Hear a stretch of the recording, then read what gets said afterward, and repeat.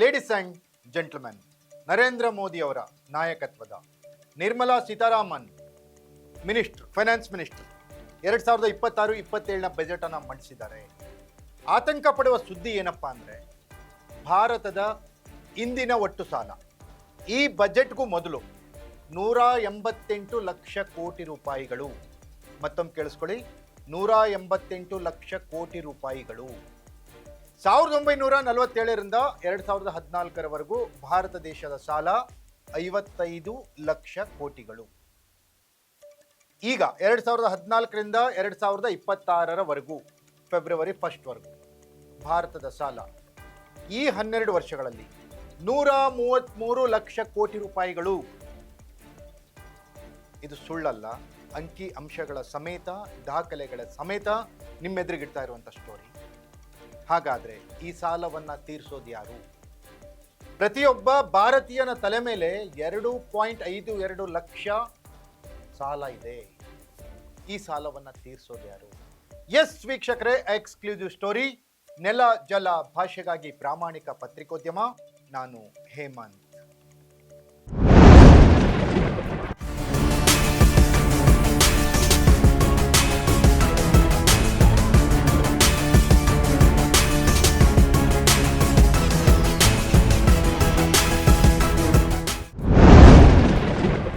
ಒಂದು ದೇಶದ ಆರ್ಥಿಕ ಪರಿಸ್ಥಿತಿ ನಿರ್ಧಾರ ಆಗೋದು GDP ಮತ್ತು ಆ ದೇಶದ ಸಾಲದ ಇತಿಹಾಸದ ಮೇಲೆ.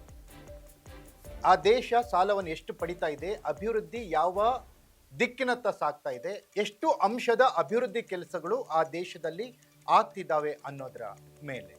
ಆದರೆ ಭಾರತದಲ್ಲಿ ಸ್ವಲ್ಪ ಭಾರ ಅನ್ನುವಂತಹ ಘಟನೆ ನಡೀತಾ ಇದೆ, ಸ್ವಲ್ಪ ಚಿಂತೆಯನ್ನ ವ್ಯಕ್ತಪಡಿಸಬೇಕಾದಂತಹ ಘಟನೆ ನಡೀತಾ ಇದೆ. ದೇಶದ ನಾಗರಿಕರು ಸ್ವಲ್ಪ ಯೋಚನೆ ಮಾಡಬೇಕಾದಂಥ ಸಂದರ್ಭ ಬಂದಿದೆ. ಯಾಕಂದ್ರೆ ಭಾರತದ ಸಾಲ ಅಂಕೆ ಮೀರಿ ಸಾಗ್ತಾ ಇದೆ. ಭಾರತದ ಇಂದಿನ ಸಾಲ ಫೆಬ್ರವರಿ 1, 2026 ನಿರ್ಮಲಾ ಸೀತಾರಾಮನ್ ಏನು ಬಜೆಟ್ ಮಂಡಿಸಿದ್ರು, ಆ ಬಜೆಟ್ ಮಂಡನೆಗೂ ಮುನ್ನ ಇದ್ದಂತಹ ಭಾರತದ ಸಾಲ 188 ಲಕ್ಷ ಕೋಟಿ ರೂಪಾಯಿಗಳು. ಹೌಹಾರೋದಾದ್ರೂ ನಿಜ. ಎಸ್, 188 ಲಕ್ಷ ಕೋಟಿ ರೂಪಾಯಿಗಳು. 1947ರಲ್ಲಿ ಬ್ರಿಟಿಷರು ಭಾರತವನ್ನ ಬಿಟ್ಟು ತೊಲಗಿದಾಗ ಮೂಲ ಸೌಕರ್ಯಗಳಿರಲಿಲ್ಲ, ಯಾವುದೇ ರೀತಿಯಾದ ಮಷಿನರೀಸ್ ಇರಲಿಲ್ಲ, ಯಾವುದೇ ರೀತಿಯ ಕಂಪನಿಗಳಿರಲಿಲ್ಲ, ಯಾವುದೇ ರೀತಿಯ ರಸ್ತೆಗಳು ಸುವ್ಯವಸ್ಥಿತವಾಗಿರಲಿಲ್ಲ, ಬಂದರುಗಳಿರಲಿಲ್ಲ, ಏರ್ಪೋರ್ಟ್ಗಳು ಹೆಚ್ಚಿಗೆ ಪ್ರಮಾಣದಲ್ಲಿ ಇರಲಿಲ್ಲ, ವಿದ್ಯುತ್ ಸಂಪರ್ಕ ಇರಲಿಲ್ಲ, ಟೆಲಿಕಾಂ ಸಂಪರ್ಕ ಇರಲಿಲ್ಲ. ಅಂಥ ಸಂದರ್ಭದಿಂದ ಇಲ್ಲಿಯವರೆಗೂ ಭಾರತದ ಒಟ್ಟು ಸಾಲ 188 ಲಕ್ಷ ಕೋಟಿ ರೂಪಾಯಿಗಳು. 2014ರವರೆಗೂ ನರೇಂದ್ರ ಮೋದಿ ಅವರು ಪ್ರಧಾನಮಂತ್ರಿ ಆಗೋದಕ್ಕಿಂತ ಮೊದಲಿನವರೆಗೂ ಭಾರತ ದೇಶದ ಸಾಲ ಇದ್ದಿದ್ದು 1947ರಿಂದ 2014ರವರೆಗೂ 55 ಲಕ್ಷ ಕೋಟಿ ರೂಪಾಯಿಗಳು. ಮೋದಿ ಅವರು ಬರ್ತಾರೆ, ಭಾರತದ ಸಾಲ ಜಾಸ್ತಿ ಇದೆ, ಒಂದು ವರ್ಷದಲ್ಲೆಲ್ಲ ತೀರಿಸ್ಬಿಡ್ತಾರೆ ಅಂತ ಪ್ರಚಾರವನ್ನು ಏನು ಮಾಡಲಾಗಿತ್ತು, ಅದಕ್ಕೆ ವ್ಯತಿರಿಕ್ತವಾದಂತಹ ರಿಸಲ್ಟ್ ನಮ್ಮೆದುರಿಗೆ ಕಾಣ್ತಾ ಇದೆ. ಯಾಕಂದ್ರೆ ಕಳೆದ 12 ವರ್ಷಗಳಲ್ಲಿ ಭಾರತದ ಸಾಲ 133 ಲಕ್ಷ ಕೋಟಿ ರೂಪಾಯಿಗಳಷ್ಟಾಗಿದೆ. ಪ್ರತಿಯೊಬ್ಬ ಭಾರತೀಯನ ತಲೆ ಮೇಲೆ 2,52,000 ರೂಪಾಯಿಗಳ ಸಾಲ ಇದೆ. ಹುಟ್ಟೋ ಮಗು, ಈ ಕ್ಷಣಕ್ಕೆ ಹುಟ್ಟೋ ಮಗು, ಅದರ ತಲೆ ಮೇಲೆ 2,52,000 ಸಾಲವನ್ನ ತಲೆ ಮೇಲೆ ಹೊತ್ಕೊಂಡು ಹುಟ್ಟುತ್ತಾ ಇದೆ. ಆ ಭಾರ ಆ ಮಗುವಿನ ತಲೆ ಮೇಲೆ.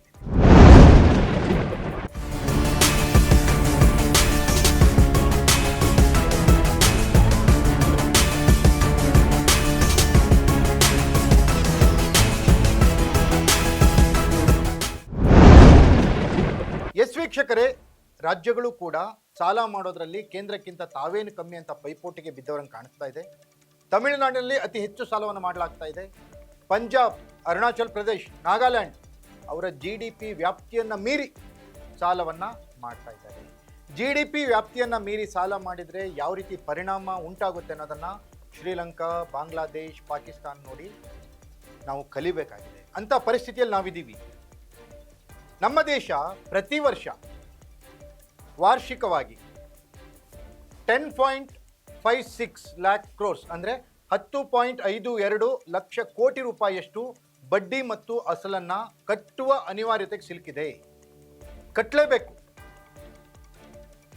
ದೇಶದ ಭೌಗೋಳಿಕ ವ್ಯವಸ್ಥೆಗೆ ಪಡೆದಂಥ ಸಾಲಗಳಾಗಿರ್ಬೋದು, ಮೂಲಭೂತ ಸೌಕರ್ಯಗಳನ್ನು ಒದಗಿಸ್ಲಿಕ್ಕೆ ಪಡೆದಿರುವಂಥ ಸಾಲಗಳಾಗಿರ್ಬೋದು, ಅಭಿವೃದ್ಧಿ ಯೋಜನೆಗಳಿಗಾಗಿ ಪಡೆದಿರುವಂಥ ಸಾಲಗಳಾಗಿರ್ಬೋದು, ಆರ್ಥಿಕತೆಯ ಉದಾರೀಕರಣಕ್ಕಾಗಿ ಪಡೆದಿರುವಂತಹ ಸಾಲಗಳಾಗಿರ್ಬೋದು, ಜಾಗತೀಕರಣಕ್ಕಾಗಿ ಪಡೆದಿರುವಂಥ ಸಾಲಗಳಾಗಿರ್ಬೋದು.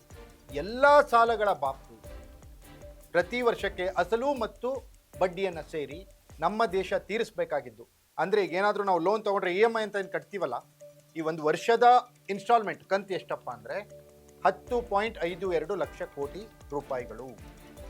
ಇಷ್ಟು ಸಾಲವನ್ನು ಕಟ್ಟಬೇಕು. ಈ 10 ಲಕ್ಷ ಕೋಟಿ ಬಜೆಟ್ ಯಾವುದಿದೆ, ಮಹಾರಾಷ್ಟ್ರಕ್ಕಿಂತ ಹೆಚ್ಚಿಗೆ ಇದು.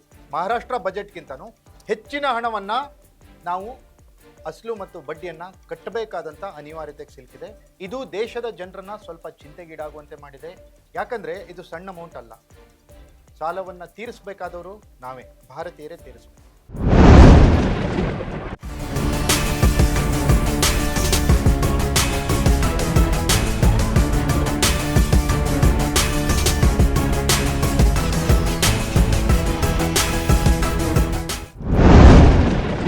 ಇಷ್ಟೊಂದು ದೊಡ್ಡ ಮೊತ್ತದ ಸಾಲ, 188 ಲಕ್ಷ ಕೋಟಿ ರೂಪಾಯಿ ಸಾಲವನ್ನು ತೀರಿಸಬೇಕಾದಂಥ ಜವಾಬ್ದಾರಿಯು ನಮ್ಮ ಮೇಲಿದೆ.